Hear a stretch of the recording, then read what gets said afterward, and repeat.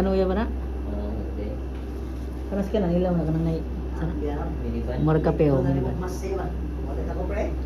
Unya na? Usa ka conceptual tattoo nga ato ang itato karon guys sa ato ang client nga usa ka sima no. So bag-o pa ni si Busing ninaog sa barko. Timing sa ang pagbakasyon ni Busing kay ma-celebrate niya ang iyang time sa iyang pamilya no kay lagi Pasko man ta karon nya mag New Year na pod. Sakto ra sab kayo. Timing yung gayo ang pagnaog sa ato ang Busing no. Ay kaduha na ning patato sa ato ang client guys. Nagpatato ni siya last 10 months ago ka pagnaog ni sir no. So dugay-dugay ni si Busing nakanaog balik ay lagi 10 months man siya nakasampa sa barko no. So di po dalim, dugay-dugay po nga trabaho dito sa layong dapit no nga malayo ka sa imuhang pamilya guys. Nya ang among piyesa nga pagatrabahoon karon sa ka conceptual tattoo. So nakita ninyo diha na siya ikon guys kanang pawikan nya dayon naay bawt nga murag gisulod og circle nya naay barko ana sa ato nga guys dili lang nimo kayo maklaro kay lagi pino man ni siya gamay ni siya nga tattoo nya dayon naay mapa sa Europe man siguro nga side nga mapa sa taas nya kanang naay airplane nga gamay. So kana guys gamay ra gyud nang gusto sa ato ang client kay lahi po ni siya sa uban nga mga sima no kay sagaran sa sima nako nga mga client dagko gyud ang ilahang ipatato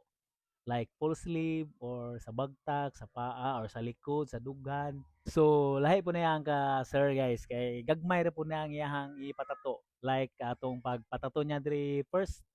time gamay lang sa tong tato guys no. So kani gamay lang pod sa bicep ni niya gipabutang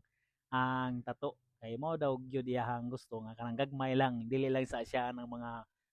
dagko nga tato guys. So meaningful po gayon ning tato para sa tuang busing no kay lagi barko man ang trabaho ani nga tuang client guys. Gani nag-story si Busing before siya minaog dire sa karon nga pagkanaog niya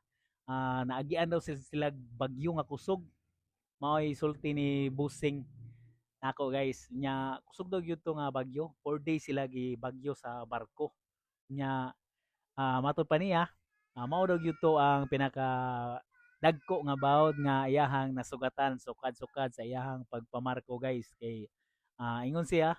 dagko pa daw sa simbahan ang balod nga nasugatan nila nga to nga time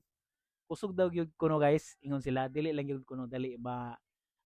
daog ang mga barko kay lagi dagko man sad nga mga barko no pero ang takilid sa barko kusog gyud daw kuno mo takilid murag kulba gyud paminawon guys no labi na sama nato nga dili gyud ta nga na seaman bisag gagmay lang gani nga bawod dagato na mga niko murag kabuhio na samot ta siguro kung mga ingana no nga dagko na gyud ang imong masugatan nga kanang mo takilid na gyud maayo ang barko no so kuyaw gyud di pod lalim gyud ning trabaho kaning mga seaman ning naa sa mga naglawig sa karagatan guys no di pod lalim ng ilang trabaho gyud lisod gyud po nang ilang trabaho bisan pa tuod og daghag kwarta na sila inignaog siyempre lisod gyud ang ilang mga trabaho dito guys delikado pod kay tuam na sila sa naglawig sa kalawd-lawran nga gyud sa kadagatan no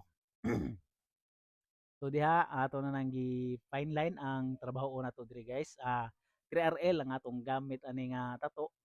ang needle sa pagtato kay lagi fine line man kinahanglan man siya mga nigpis pod nga linya nya kuti gyud tuod trabaho ni nga design guys labi na kay gamay ra ni ang gipatato sa ato ang busing no pero nindot isag meaning sa iyahang trabaho sa iyahang propesyon kay lagi siman man ni si busing guys so mo na ang kung nakabantay mo guys ang mga client gyud nako dire is balik-balik ra gyud sila mga kaila na gyud nako sila guys kay lagi dili man kayo dako ni among dakbayan gamay ra man ning dakbayan sa baybay so kasagaran gyud akong client guys kaila gyud na nako kay nagbalik-balik ra gyud sila diri patatono kay dili man kayo ta big city gyud ang baybay guys so more to kung nagtan-aw kung kaning video guys daghang salamat sa imong pagsuporta